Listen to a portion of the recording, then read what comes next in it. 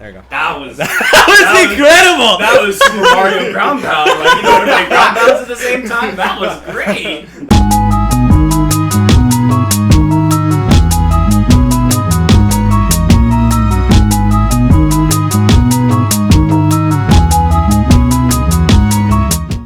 Okay. Hello, everybody. Welcome back to Search for Some. Hopefully, this is another episode, if not the first. Today, we're going to be talking about what this whole project of the channel has become.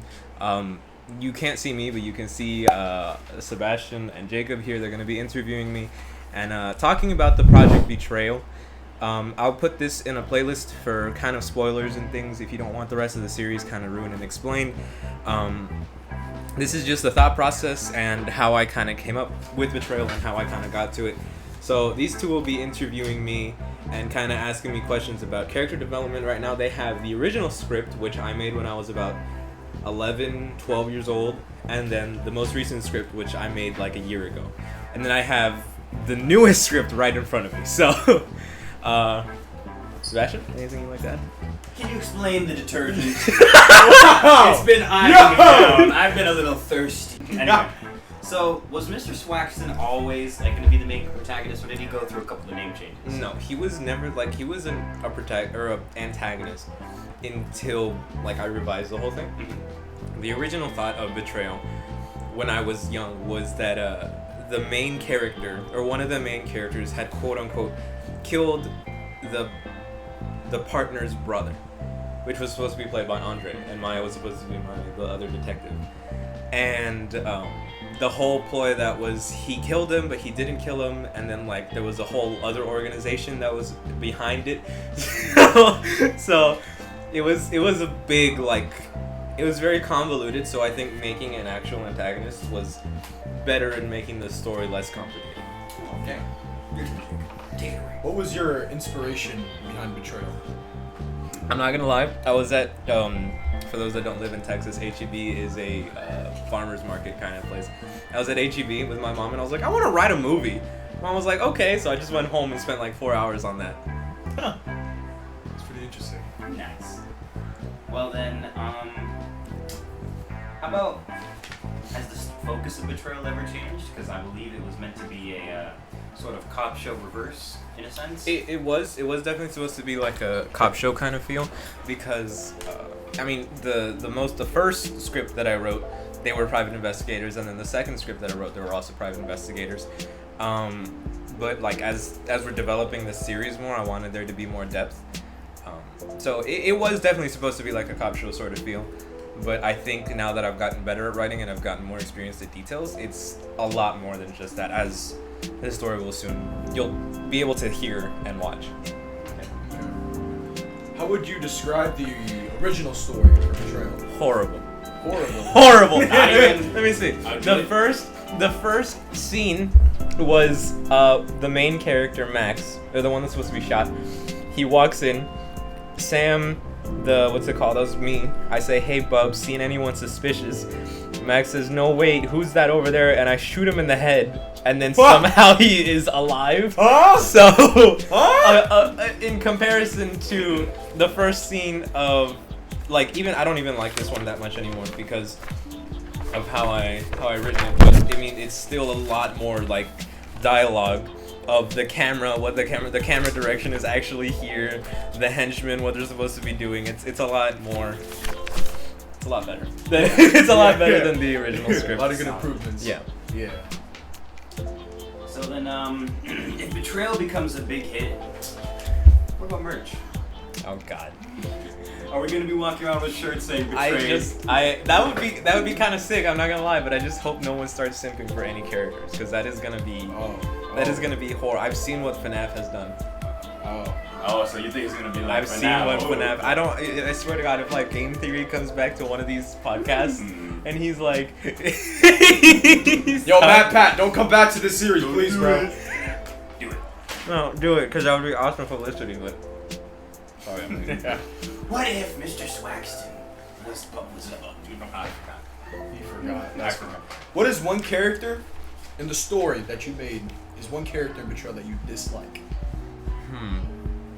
You. I don't. I don't really dislike any of the characters because like any characters that fans or like readers might dislike, I made it for that intention. Like this is kind of like just a preface for episode in season 1, but Lauren Collin, where she was supposed to be like this annoying reporter kind of person. Yeah. The person that like I'm like looking back and I'm like I want to dislike is Lydia because of the personality I made her have. Yeah. Because she's kind of like that stuck up kind of personality that is like, you know, you see in a character in someone, some people are like, oh yeah, I like that she's stuck up. I like, you know, like they like the character how she is. I don't like those characters. I like characters that are brooding and like freaking. I like Batman. Sounds like Batman. But yeah. Okay. Yeah, Lydia's the one that I dislike the most. What's the character you like the least? Not the least, the most. The most? That you wrote specifically because you like them. Cyphus. Saul Cyphus. That is my favorite character. Because, I mean, the first few episodes that we'll be releasing is kind of his origin story and like progressing on to Betrayal. So, and the rest of it, I like writing the details before you get to see how he is in the actual storyline of Betrayal. Okay.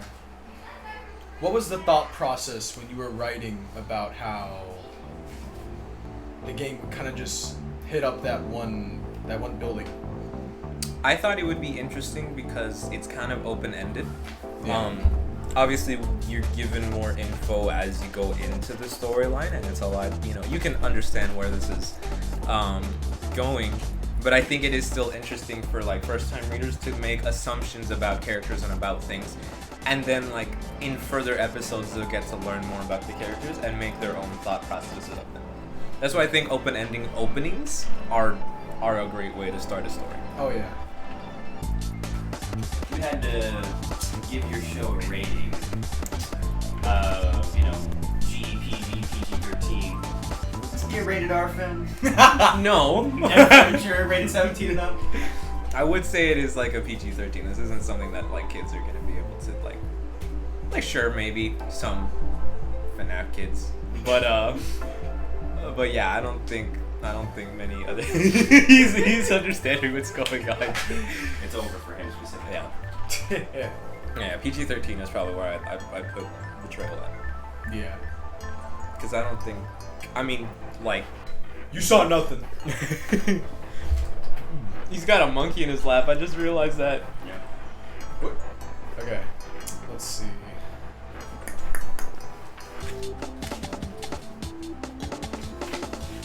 What would be your favorite setting that's part of Betrayal? This is kind of a stupid thought. I don't know if it's in the folder. But the sequel, there it is, The Betrayal of Paris. Paris? That was the sequel. They're going to Paris? The whole place gets betrayed. I'm not even joking. The title is The Betrayal of Paris. So, the whole ploy, if I remember correctly, of the original, what's it called?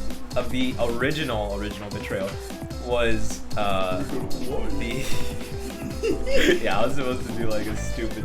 I'll see if I can find it to show you guys, but I have bloopers from the original. Wow. Like recording of everything. But what's it called? But yeah, the whole ploy of original Betrayal was my little brother had a stuffed sheep he could not let go of, and he loved that thing. My mom's like, make him part of the movie, so I wrote him into the movie as being the dude who got shot's best friend. So he goes in, and it turns out that even though he shot him in the head, there was another organization that kind of celebrated because he got shot, and it turns out that the leader of the organization was the caretaker of the sheep. Yeah. So, oh. So you find out later that what's it called? I don't remember the name. Lauren, I think is what the other character's name was. Yeah. Like beats up the two henchmen that come up to like fight him, and what's it called? Like in the first what's it called, recording of it. So then they hijack the plane and whatever while I'm supposed to be gone. But I just thought it was really funny, the idea of being in Paris for no reason at all. Yeah, and I'm looking at the script, and it says that they're originally going to go to Hawaii. Yeah, that was kind of just like a ploy for me to get a Hawaiian shirt. Who's Killa? And that why was- does he return? That was And why does the- he get revenge? That Two was separate movies. Yo, is that a secret character? that was Is too. that gonna be the sequel? Honestly, it might. No, but that was the what's it called? Why am I not signed in? That was the whatchamacallit? The caretaker that was supposed to be the evil one in the first movie. Really? So, yeah. So then, what's the turnover rate for Betrayal episode? What do you mean turnover? Well, how long does it create to make? How long does it take to make Oh, shoot. a Betrayal episode and then put one out? I mean, technically, since one still hasn't finished quite a bit, It's so over, bro. But let's by say the time this episode's released, it'll be close to. Oh, here it is. Here, hold on. I'm gonna cut. Let's just cut real quick. I'm singing again. Ready? 3, 2, 1. Thanks. Yeah, I just showed the guys the original bloopers. Face review for me. Yeah. oh yeah. No, I mean we already got a foot reveal. That's a little bit more personal. I don't than a remember face that. I reveal. don't remember that. Oh yeah. The K-pop meal Oh, that doesn't count. That was a heat. That was a shoot. That could have been anybody's shoot. hand reveal. Oh, okay. Well, Yeah, this- I can't get on the hand The allegations. nugget reveal. I think so. The frog I reveal. disposed of the evidence. Literally. Let's see. How long do you think it will take to fully complete the Betrayal franchise? Ooh, I'd say at least 2 years. At least, but what about at most? At most, maybe 4. I'm gonna be here for whole college. My 4-year degree! I'm gonna be right here! You're gonna get more celebration from finishing Betrayal than from graduating. Finally! We did it! Yeah! You got your diploma. Oh, thanks. Doesn't I compare. get home. Betrayal finishes today. Everyone celebrates. Also, I graduated. Oh. Nice. That's cool. But Betrayal though. That's true. What's it called? If you don't got one, I got one. Okay, go for it. You have any roadblocks being made for? Road blocks? Yes. Or road Are there blocks? Are there any roadblocks that stop you from making more Betrayal?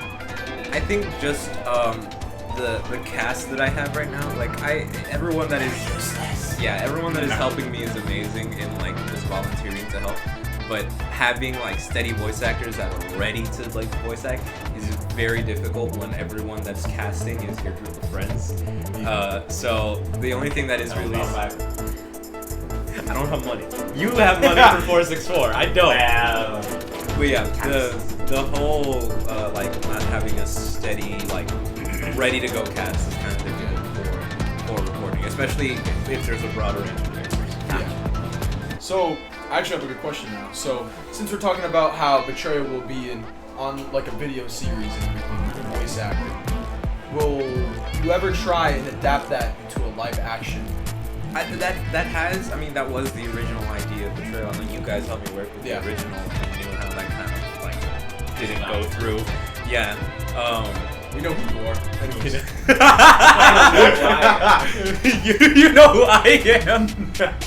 But yeah. No, if Betrayal gets enough traction, and if it does, like, I mean, even if it doesn't go through, I think it would be interesting to do a live action. It'd obviously be a lot more condensed than all the written thing is, because the written one gave me the freedom to add more story into it. But I still think it'd be really interesting to do a live action, because that's what I wanted to do since the beginning, and that's what I did when I was little. So yeah, a live action would be amazing to do. Okay. I'm looking to add any more writing. They're kind of losers. Exactly. Called me out, man. No. How many? I already asked how long it would take. I passed through. Alright. So this is a bit off topic, but like, can there be? One of our characters have a pet? Would you have one of the characters have a pet? I am Can we going to rekeep DJ Khaled? Them too. Find out. We'll bring out the all ocean. Oh no. Yo, edit that out, edited Danny. Please, I'm begging you, bro. Put it But at the end, yeah. at the end. Have you ever wanted to add like any like animals to the series? I do plan. I don't want him. I don't want him to be like a main character, but I did have a thought of young Sawyer having like a dog or something that kind of helps with his whole mental struggles that he's going through. So yeah. Okay. Maybe if Betrayal already has enough support, I'll leave it up to the audience to choose what kind of dog he has. Okay. You're gonna summon a dog. Summon a. He just pull.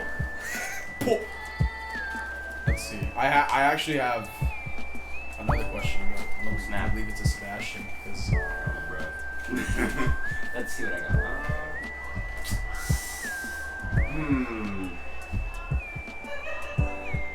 I can't think of any. I gotta pass one more time. I'm sorry. Okay. Let me cook. Spoilers ahead, okay?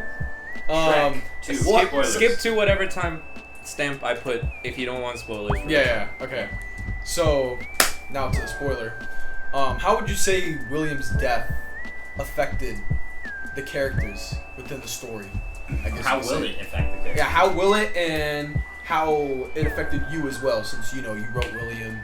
I think You killed a character. it is a really delicate thing to do, especially because a lot of characters, like fan bases get attached to characters, and when they die, Gojo.